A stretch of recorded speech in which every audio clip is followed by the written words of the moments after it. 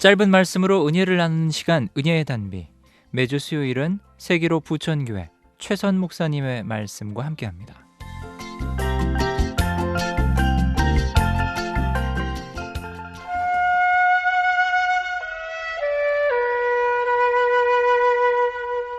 우리는 초원에서 양들이 풀을 뜯고 있는 평화로워 보이는 그림을 좋아합니다. 어떤 사람은 양 같다라고 말하면 순하고 착한 사람으로 받아들입니다. 우리는 양에 대해 좋은 이미지를 가지고 있습니다. 그러나 예수님 당시 양은 우리가 생각하는 그런 이미지가 아니었습니다.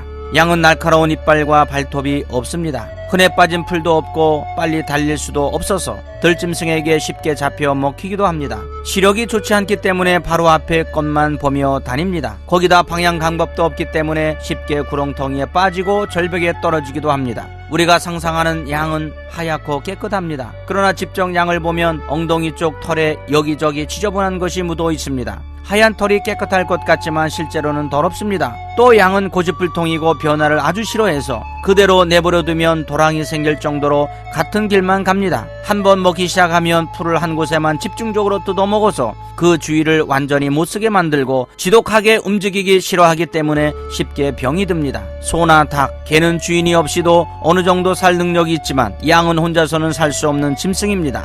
양에게는 목자의 끊임없는 관심과 보호가 필요합니다. 예수님께서 우리를 양이라고 하신 것은 우리를 부끄럽게 하려는 의도가 아니었습니다. 우리가 약하고 미련하고 무능하기 때문에 반드시 목자를 필요로 하는 존재라는 것을 말씀하시려는 것이었습니다. 요한복음을 보면 예수님은 자신에 대하여 나는 세상의 빛이다, 세상의 떡이다, 부활이요 생명이다, 길이요 진리요 생명이다, 참 포도나무다 라고 자기 선언을 하였습니다. 나는 양의 문이다, 선한 목자다라고 선언하고 있습니다. 이것을 예수님의 7대 자기 선언이라고 합니다. 요한복음 10장 9절을 보면 내가 문이니 누구든지 나로 말미암아 들어가면 구원을 받고 라고 말씀하고 있습니다. 여기서 문은 양들이 출입하는 문을 말합니다. 예수님의 이 선언을 이해하려면 당시 목자들이 하던 일을 알아야 합니다. 팔레스타인 지방에서는 양을 놓아서 기릅니다. 마을로 제대로 만들어진 양에 우리가 있지만 대개는 목자는 양들을 데리고 좋은 풀을 찾아 멀리 나가서 낮에는 넓은 초원에서 양들로 하여금 풀을 뜯게 하고 저녁이 되면 임시로 우리를 만들어 양들을 가둡니다. 이때 만드는 우리는 그렇게 튼튼하지 않습니다. 임시로 하루 밤만 묵으면 되기 때문에 아주 엉성하게 만듭니다. 사방으로 돌아가면서 말뚝을 받고 거기에 얇은 천을 둘러칩니다. 그리고 목자가 신호를 하면 밖에 있던 양들이 줄을 지어서 들어옵니다. 그때 목자는 문 앞에 서서 양들을 하나씩 점검하게 됩니다. 병든 양은 없는지, 상처 입은 양은 없는지, 영양 상태는 좋은지, 꼴을 충분히 먹어서 배는 부른지, 새끼 뺀 양은 없는지, 그런 것들을 일일이 조사해서 문제가 있는 양은 따로 빼놓아 관리를 합니다. 그리고는 출입문 앞에 목자가 거적을 깔고 눕습니다. 만약 양이 밖으로 나가려면 누워있는 목자의 몸을 타고 넘어가야 하기 때문에 자연히 목자의 몸을 건드리게 됩니다. 그래서 목자들은 자신을 양의 문이라고 불렀습니다. 예수님께서 이런 배경에서 자신을 가리켜 나는 양의 문이라고 하신 것입니다.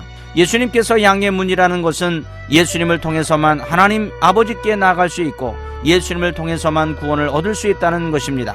기독교 선교사는 순교의 역사입니다. 왜 선교사들은 생명의 위협을 느끼면서도 포기하지 않고 예수 그리스도를 믿으라고 강요하는 것일까요? 왜 사람들이 들으려고 하지 않는 예수님의 소식을 강제로 전하려고 하는 것일까요? 독선과 아집으로 똘똘 뭉쳐서 그럴까요? 아니면 편집증이 있어서 그럴까요? 요한복음 14장 6절을 보면 예수께서 이르시되 내가 곧 길이요 진리요 생명이니 나로 말미암지 않고는 아버지께로 올 자가 없느니라고 하셨습니다. 예수님만이 유일한 길이시고 유일한 진리시고 유일한 생명이십니다. 사도행전 4장 12절을 보면 다른 이로서는 구원을 받을 수 없나니 천하 사람 중에 구원을 받을 만한 다른 이름을 우리에게 주신 일이 없음이라고 말씀하고 있습니다.